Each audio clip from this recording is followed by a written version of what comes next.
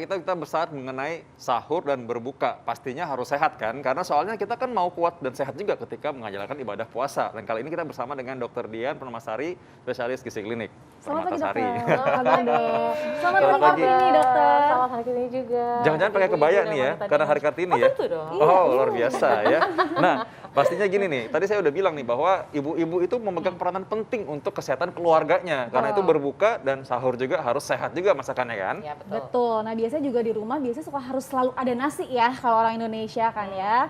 Gitu. Nah ini ada fakta mitos nih yang pertama dokter. Oke. Nah, saat sedang sahur ini diutamakan mengkonsumsi karbohidrat kompleks dan juga makanan dengan protein yang tinggi. Karena cenderung dicerna dengan lebih lambat sehingga kita pun kenyang lebih lama. Ini fakta atau mitos dok? Fakta sudah pasti dengan alasan yang juga tentunya benar yang ada di teks ya. Nah, jadi memang karbohidrat kompleks itu bermacam-macam, sayur-sayuran, buah-buahan, gandum ya, kemudian umbi-umbian, kemudian kacang-kacangan itu merupakan beberapa contoh dari karbohidrat kompleks yang memang baiknya dikonsumsi pada saat sahur. Karena tadi alasannya sudah benar bahwa karbohidrat kompleks itu memang dicernanya lebih lambat dibandingkan karbohidrat yang simpleks dan akan memberikan rasa kenyang lebih lama sehingga lebih kuat kita untuk menahan lapar dibandingkan karbohidrat yang simpleks. Nah, itu penting banget tuh, bisa kenyang lebih lama, ya kan Betul. gitu.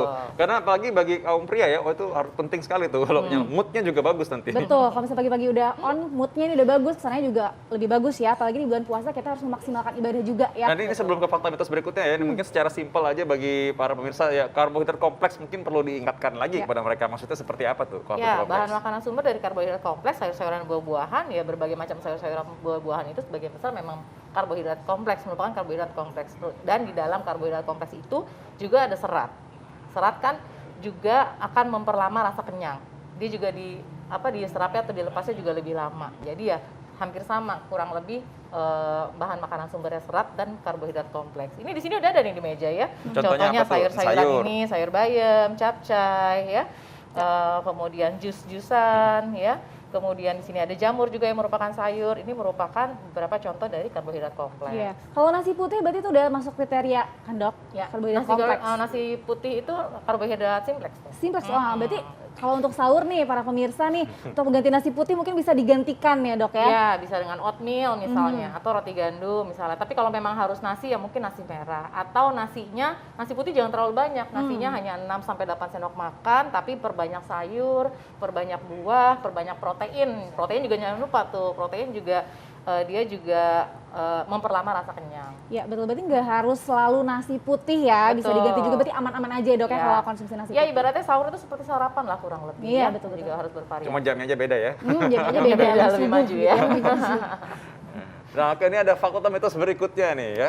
Protein dapat membantu menurunkan berat badan, baik sebagai menu utama maupun menu diet ini pada waktu sahur. Ini fakta atau mitos? Fakta juga. Jadi makan protein ya justru utamanya ya? Ya, jadi seperti yang telah saya sebutkan tadi sebelumnya bahwa protein pun juga memberikan rasa kenyang lebih lama. Dia merangsang pengeluaran dari sekresi hormon kenyang, menurunkan sekresi dari hormon yang rasa lapar. Oke, oleh karena itu rasa kenyangnya lebih lama gitu. Kemudian dia thermal food-nya juga lebih tinggi pada protein itu. Jadi baik sekali dikonsumsi untuk yang sedang berdiet.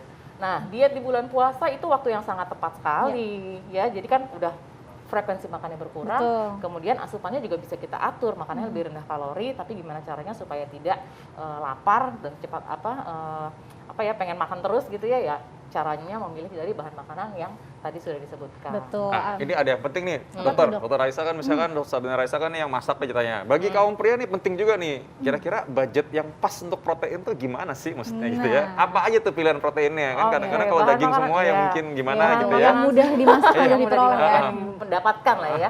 Bahan makanan sumber protein kan banyak. Protein itu ada protein hewani, ada protein nabati. Protein hewani yang paling gampang ya telur lah ya, paling murah, paling praktis didapat, isinya paling lengkap. Kemudian ada ayam, ada ikan, ada daging merah.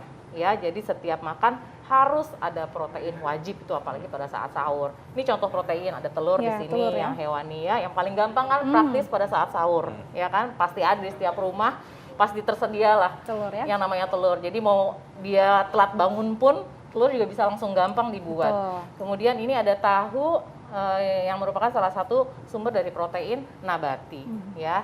Tahu ini juga bisa sebagai digunakan salah satu lauk lah penambah ya protein hewani dan nabati untuk sahur juga. Tapi kalau dipepes sih rasanya agak lebih ribet ya. Untuk disiapkan saat sahur mungkin tahu akan lebih mudah kalau digoreng aja gitu ya atau dibikin sup tahu gitu. Jadi pemilihan makanan pada saat sahur juga tidak boleh yang terlalu berbumbu, jangan yang terlalu mewah gitu ya, karena kan untuk sahur kita harus yang makanan yang mudah dicerna. Gimana rasanya bangun tidur tapi suruh langsung makan gitu ya. Masaknya juga butuh proses ya. Kemudian perut begitu bangun kadang ada yang harus beradaptasi dulu, nggak bisa langsung makan tapi harus bangun dulu sebentar sekitar 15-20 menit baru bisa makan gitu. Jadi kan setiap orang memang berbeda-beda. Jadi memang pilihannya adalah menu-menu yang praktis tapi lengkap. Ini contohnya buat sahur bagus, sayur bayam, sayur bening, capcay. Nah ini pas banget yang kita bahas nanti ya, apa tuh? Menu-menu praktis yang dapat kita bikin atau konsumsi saat sahur. Saat lagi pemirsa tetap di Hidup Sehat.